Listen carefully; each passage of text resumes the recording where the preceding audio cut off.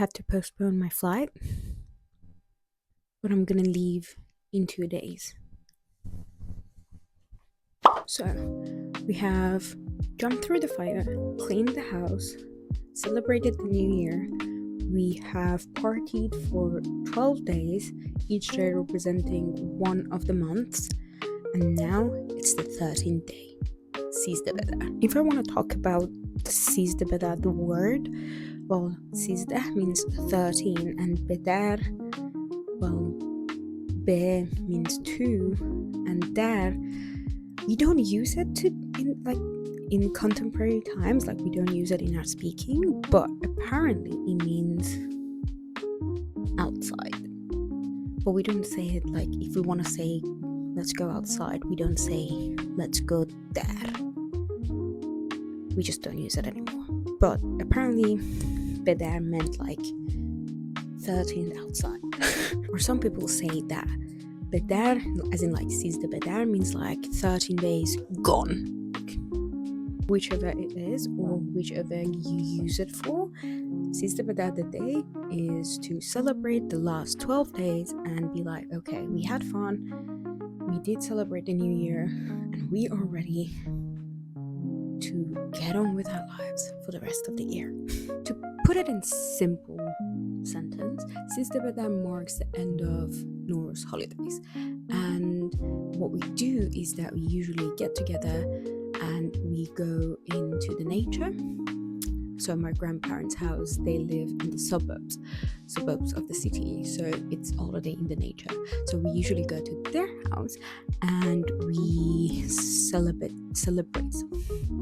the day by playing games, eating food that we have, like some traditional foods that I'll talk about, and dance, sing, just be together and have a good end of the holidays party.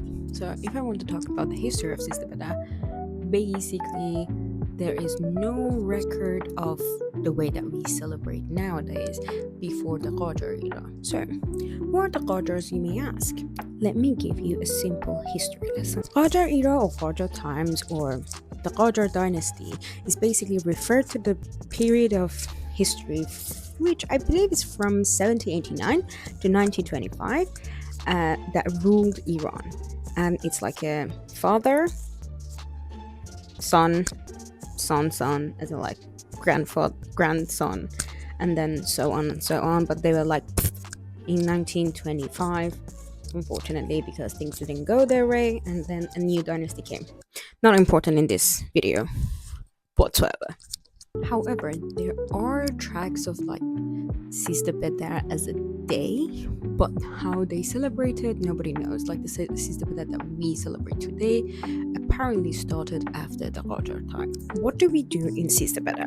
So just like I said, Sizdah Be Dar is a day that, again, just like any other holiday, for no rules, we get together, we play, we dance, we sing, we eat. But in my family, the play part is the most important part. There are usually 3 main ones that we play, but then because the whole day is about having fun and celebrating nature and like just being together and being grateful, you are playing the whole day. It can be from playing football to this thing that has an English name, but I just don't know what it is. The English name that is like somebody is like a group is in the middle and then the other groups stand at the other side, and then you hit each other with balls. I'll find it, I'll put it in. Or you can play badminton, you can play backgammon, you can have ping pong tournaments, at least we do. But then there are 2 or 3 games that I've heard that has been around for a long time, which go by Alak, Hafsang, and Lele. Cue a very tiny montage of the Sizdah Be Dar.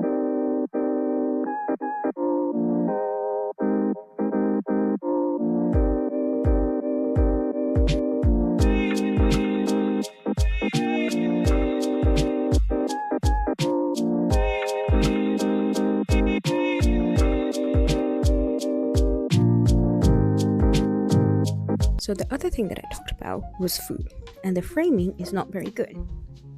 It's because of my hair.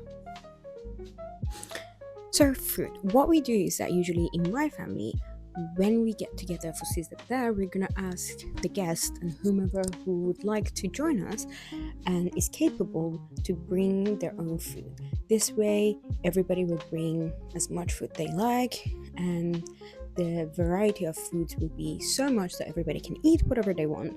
And then we will set up this big table, put all of the food on it, and then you can go in and enjoy whatever you want and eat as much as you like. But one of the things that it doesn't matter where you are or how you do it is that you have to have kahu sekanjabin.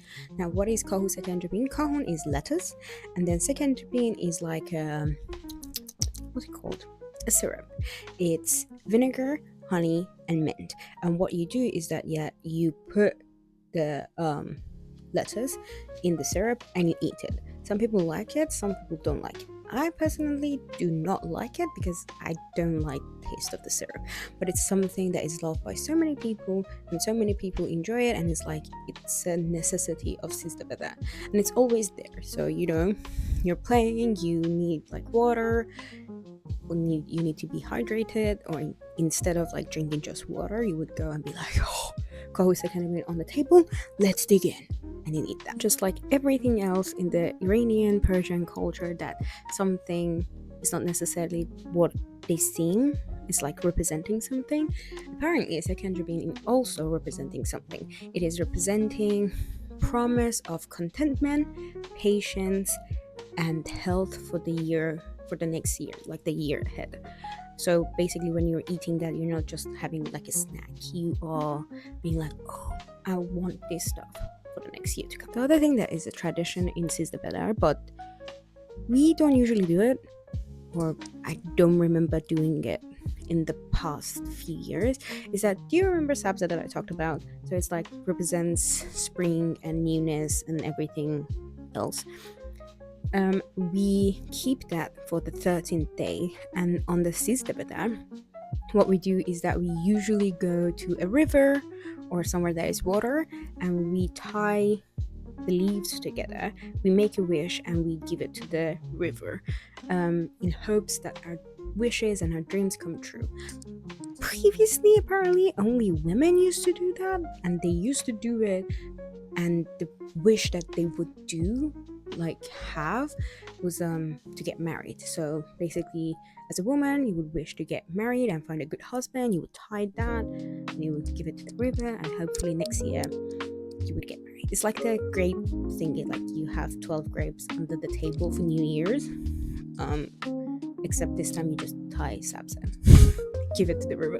And last but not least, the cutesy little nerdy fact is that usually Sizdah Be Dar is on the same day as April's Fool's Day. So I don't know if April Fool's was first or Sizdah Be Dar was first. Nobody knows. Most probably April's Fool, but I don't want to give false information. But what we do, we usually have Durugh Sizdah, which is the 13th lie. That basically on Sizdah Be Dar you say a lie, and it's Sizdah Be Dar, so it doesn't really matter. April's Fool. Little nerd and geeky thing. And yeah, that's it. That way the Norse holidays will be done, and you have to get back to reality and move your bum and get on with your life. So we jumped through fire, Chasham Basuri, we cleaned our house, we celebrated New Year's, Nowruz, and then we partied for 12 days straight, and then Sizdah Be Dar, the 13th day, salute to the end of this holiday journey, and then life starts.